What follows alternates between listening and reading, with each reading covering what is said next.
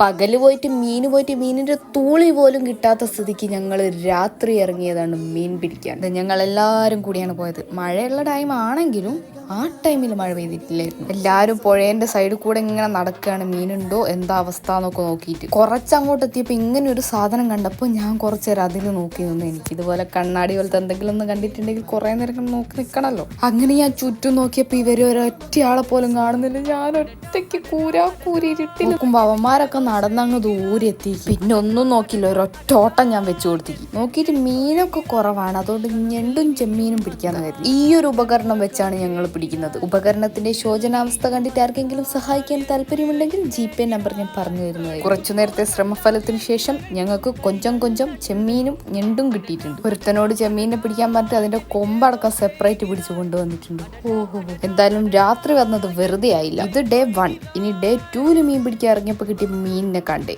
അത് ഞാൻ അടുത്ത വീഡിയോയിൽ